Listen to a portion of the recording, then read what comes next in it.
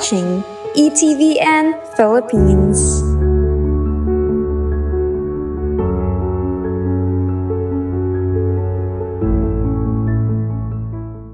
Gusto ko lang pong parang dagdag din somehow.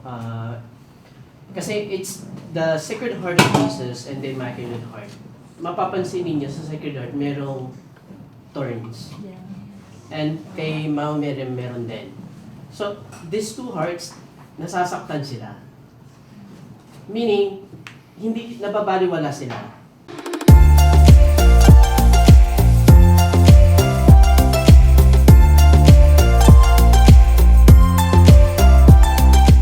Actually, malawak yun. Napakadami nun. And talagang talamak talaga siya, lalo sa panahon ngayon. Yes. Tsaka bro, relate ako sa sinabi ni brother, ni Kuya Geneve kanina. Si Kuya. Kasi, ang sabi niya kasi, talagang si Mama Mary talaga ang nagbabalik ng mga anak niya patungo kay Kristo. Amen. So, sobrang na-relate ako kasi, nung naging born again ako, going back to Catholic, ang isa pala. Pero flip na siya ngayon. Cute na ako ngayon, Catholic at Ito din. BBN. So yun, yung isa sa pinagprayan ko talaga ng na image is yung Our Lady of Fatima na talagang umiiyak talaga ako sa harap ng Our Lady of Fatima. At later on ko lang na realize na yung rosary pala talaga, yung talagang nag-lead din sa akin or si Mama Mary din talaga ang nag-lead sa akin. Pabalik din sa Catholic. So totoo po yung sinabi ninyo na Mama Mary, kung nawawala yung anak niya, siya yung nagpapabalik. Yes. So yun lang naman talaga yung role ni Mama Mary ngayon. So kaya siya nagkakaroon ng mga apparitions. Yung mga kabataan natin dito, ano ba yung mga parang nakuha nyo or if you have something else to share? Napanood nyo na ba yung movie na yon, Fatima? maraming versions. Alam ko dalawang version yun, no? Or marami. Marami. May latest, pero kung mapapanood nyo yung pinakaluma, ang ganda nun. Yes. Promise. Makikita dun yung Dancing of the Sun. Pag nakakita ba kayo ng Dancing of the Sun at this time, like paglabas natin halimbawa, tatansin mo ako. Ano gagawin niyo? Ano ba yan? Grabe, no? Ako mag-video, just kidding. Iba-vlog. Story. Nakakatakot yun, ha? Nakakatakot. Hindi kayo pang reels, di ba? Hindi, nakakatakot yun kasi hindi mo alam kung nuclear na ba yun o talaga. Actually, yun lang. po. Kasi ang talina lang nun sa nuclear, di ba? Medyo similar pa naman yung itsura. Correct, tama. Kaya lang ang problema, tag-ulan daw kasi ngayon, so medyo I doubt. May factor yung weather. Oo, may factor yung weather. Na-watch nyo na ba yun? Napanood nyo na ba yun? Hindi pa po. We suggest. Pero pag-uwi ko po, papanoorin. Yeah, very good, very good. Make use of the resources very well. Siguro ako, ang isang take ko na lang dito, ang na-realize ko is, every time na nagkakaroon ng visions or si Mama Mary, it's always conditional in nature. If you do this, it will not happen. But if you do not do this, Tama. it will happen. So siguro kung magkakaroon pa tayo ng mga future apparitions or visions or prophetic in the future, let's take it into consideration na ganon.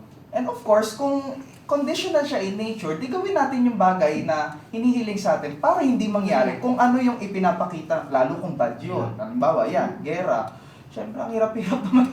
Meron ba dito sa atin na strict yung nanay? Kayo, bro? May strict bang nanay dito na laging nagbibigay ng babala? Kasi na-mention kanina yan ni Tito na na yung babala na yun, alam ko, pagmamahal ng isang ina yun At saka mother instinct po. yun. Yes. Instinct ng isang ina. Oo. May nanay ka ba na strict na? Actually, namatay ni nanay ko noong 2018. So, bali, sobrang strict niya sa akin. So, sinusunod ko naman lahat ng kanyang mga payo tsaka yung mga kanyang mga Kaya pala parang madre ka tingin.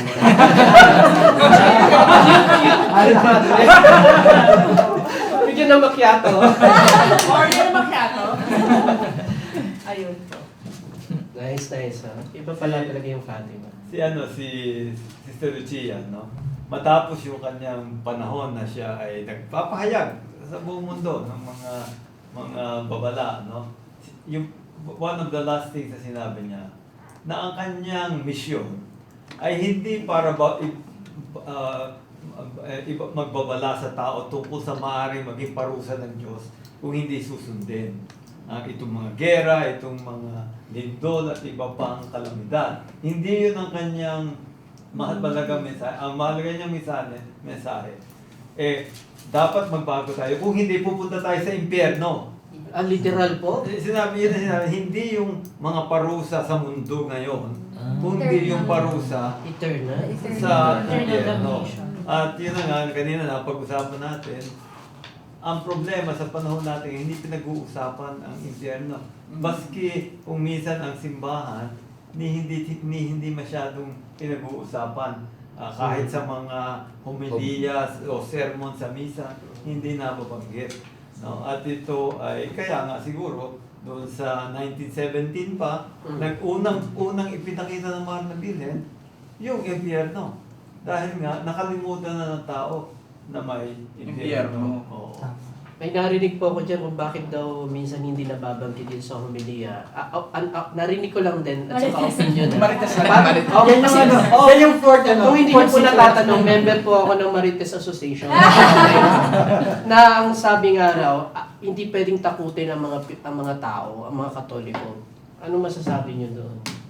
Lalo na patungkol sa realidad na merong impyerno. Palagay ko, merong panahon para dapat maiwasan yun. Pero hindi pwedeng zero. Okay. No, I mean, okay lang yung hindi panay mong sasabihin. Kasi pag gano'n naman, talagang hindi makikinig. Pero hindi naman pwede, gaya na nangyayari ngayon, na walang Pinag-uusapan. hindi binabanggit. No? Tanong ko sa inyo, bago to natin nagkaroon nitong Fatima, sino sa inyo ang natatakot sa impyerno? Ayoko takbo. Mabuti lahat kayo. Pero siguro sa mga maraming tao na hindi naman talaga aantig, hindi naiisip. Hindi na po sila naniniwala na totoo langit at Which is lupa. why, kaya nga, Langit at Hindi na po Impyerno. kasi nag-exist. Parang hindi na po nag-exist siya. kaya ang Sa mahal experience din na eh, yun, yung hindi naman unang secret, impyerno. The very first, he could have shown something else, no? Una niyang pinakita, impyerno. And syempre, kaya niya siguro po yun ipinakita kasi ayaw nga niya tayo mapunta Oh, doon. at nakalimutan na ng tao. Nakalimutan na ng tao. Yes. So dapat may magpapaalala, "Hoy, may impyerno ka na." Tama ba yun? Okay, so medyo mahaba-haba itong napag-usapan natin. So let's wrap up everything. Maganda po na alalahanin din natin kung ano man po yung mga ipinapaalala sa atin to these visions and isabuhay din natin kung ano man yung dapat na pinaglalaanan natin ng pansin. Habang nandito tayo sa mundo na nabubuhay tayo ngayon, di ba?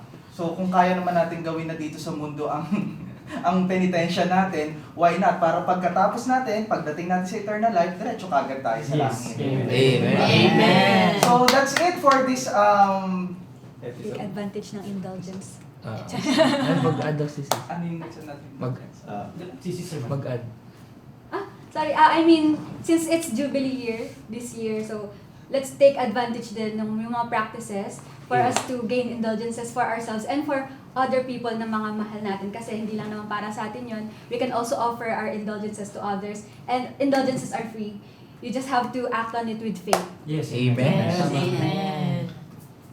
Yan, so this wraps up everything naman po and kita-kita po ulit tayo sa susunod na episode natin dito lang sa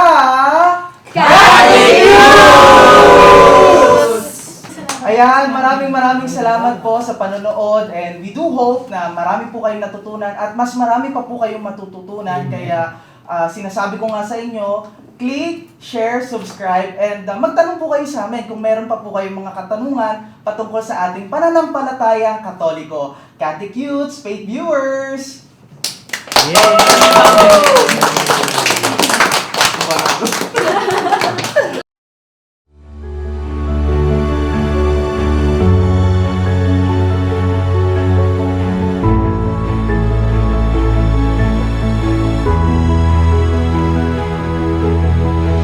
You're watching ETVN Philippines.